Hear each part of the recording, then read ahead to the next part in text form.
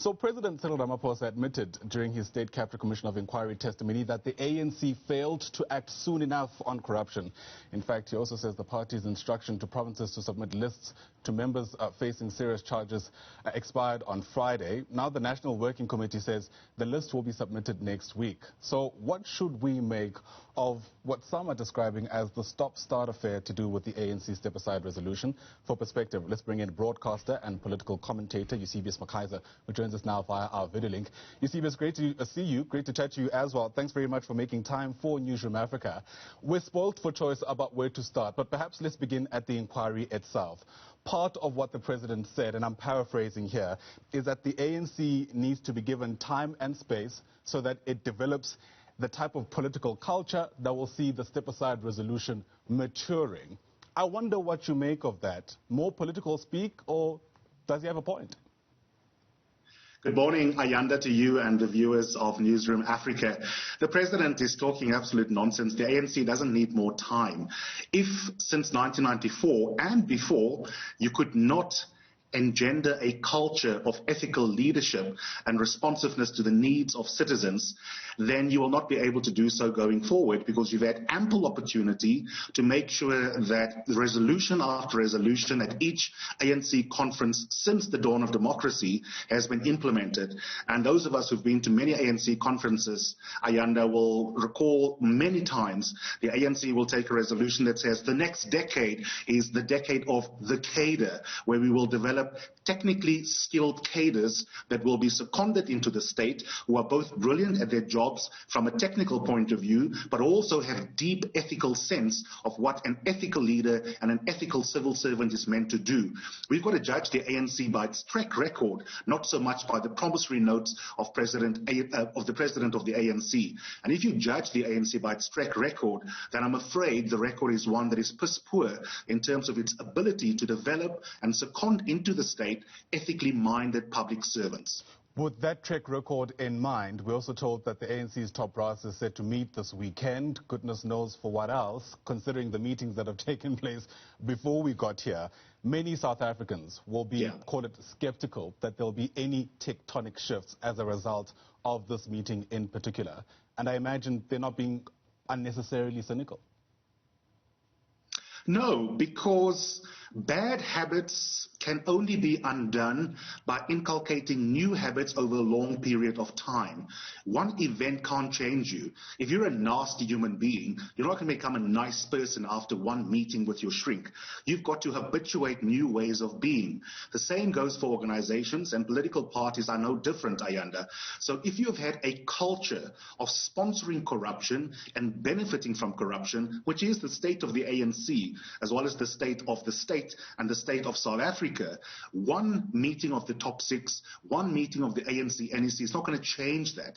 What was disappointing about the president's appearance before the State Commission this past week is that there was no organizational level accountability. He tried to distinguish individual ANC members that have been found wanting ethically and legally from the ANC, and he tried to do what securocrat types would refer to as plausible deniability, to say we couldn't have known, we didn't know, skis. Now that we know with the benefit of hindsight, we promise, if you give us another chance, pretty please with the cherry on top, vote for us again, we'll do better in the future. But that analysis from the president is utterly unconvincing for very obvious reasons. They did know, and they should have known, because the kind of monies that were flowing into the ANC made the ANC one of the richest political parties in the world. The Treasurer General of the ANC, each successive one, was effectively like a conduit for money to flow in from private interests into the ANC.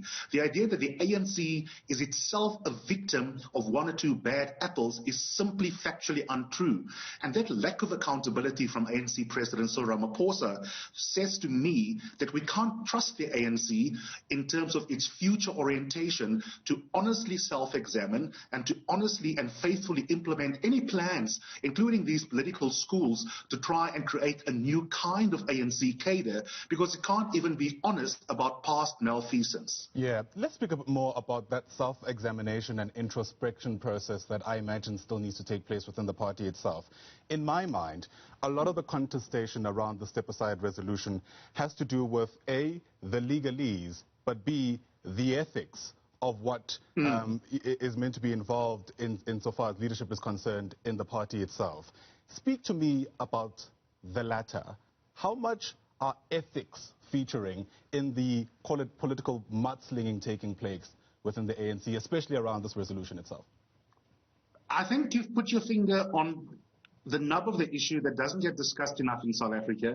And the reason we don't discuss it enough is because ethics can be very slippery unless you have studied moral philosophy or professional ethics in some other part of your education opportunities that you might have had. Yeah. And so we tend to use only legal yardsticks for determining whether or not someone is a decent politician, a decent leader in corporate South Africa, etc., etc. But the thing about ethical codes is, if someone is ethically minded, let's just start there in terms of first principles, then they probably are going to be legally compliant. I can't imagine an ethical code that, if inculcated in an individual or an organization, would lead to politicians being of the sort that would routinely be involved in corrupt activities.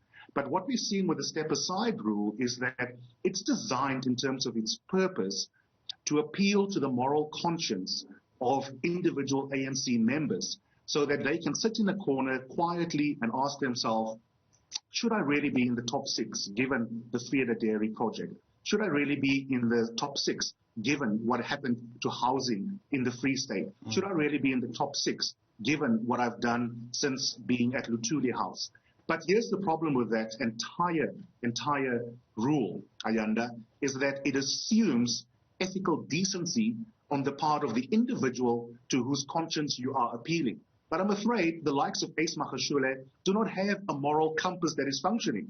So if the person that you are appealing to doesn't have a moral compass that is functioning, then the assumption of the step-aside rule is one that is going to be found wanting, because no one is going to voluntarily step aside if they don't have a moral compass that is functioning. Yeah. And now the ANC has the dilemma this weekend, next weekend, to demonstrate that it is able to put the ANC above the individual whose moral compass isn't functioning. And I think at that level, you have what we might call, this is an international relations term, but I think it can be usefully imported into the ANC's analysis here, mutually assured destruction. It is very hard for people who are all corrupt to call out one another, because if I say to you, Ayanda, you're not wearing any clothes, you might say, Eusebius, neither are you. So it's very difficult for me to take the moral high ground as an NEC member if I know that I also have skeletons, and I know that Ace and everyone else like Udiri and Supra can easily also denude me. And that is because ultimately the ANC is rotten to the core.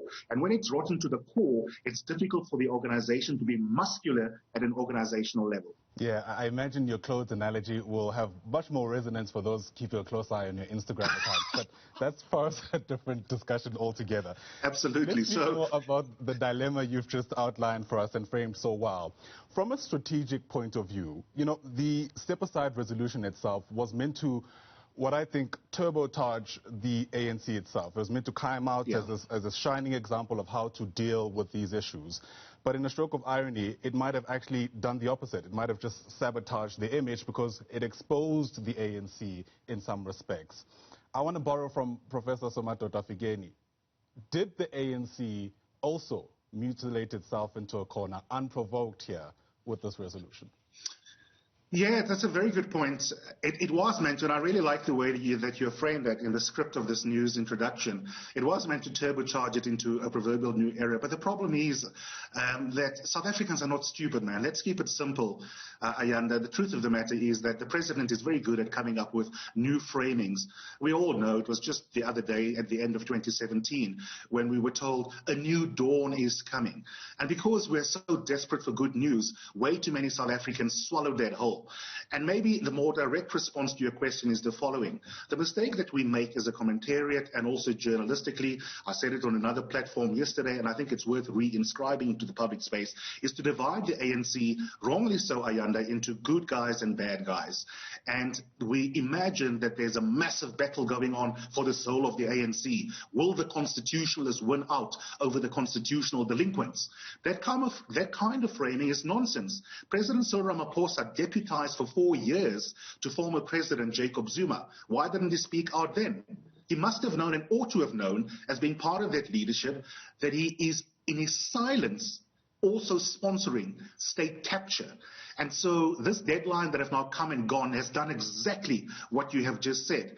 Because they were hoping against the odds that ACE would just step aside, they imagined that that would mean a silent victory for the constitutionalists.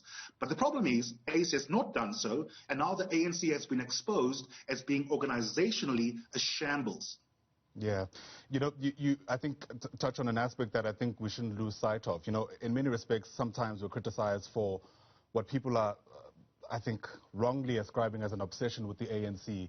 But at the heart of this, whoever wins or loses within the factions within the ANC, South Africans in general cannot leave this moment unscathed. And I think that's the aspect that we shouldn't lose sight of, without a doubt. The fact that it is South Africans eventually who'll pay the ultimate price.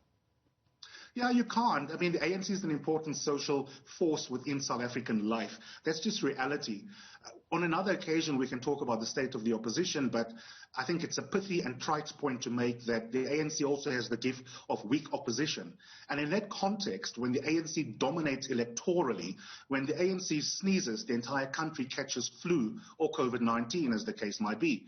And in that context, it also means that the internal machinations of the ANC are of enormous national importance. This discussion you and I have is not a discussion of interest only to ANC branch members and to political scientists following the ANC core political party. Every single Democrat must care because of the enormity of the ANC in the electoral landscape. And because we have a party political system and an electoral system that should have been reformed by now but hasn't been, it also means that accountability goes from Luthuli House to Parliament rather than from a constituency back to Parliament. And in that context, we are at the mercy of the ANC. So the state of the ANC, how it deals with these questions that you've raised in this discussion matter, because the democratic deficit that is opened up in society is fundamentally dependent on whether the ANC has the capacity to repair itself.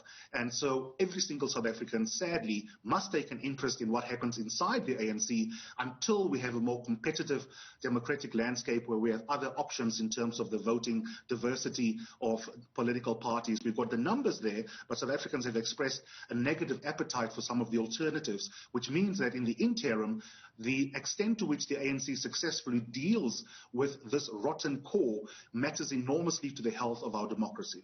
Eusebius McKaiser, great chatting to you, sir. Thanks so much for making time for us here on Newsroom Channel 405. Eusebius is a political analyst and a broadcaster. Once again, thanks very much indeed.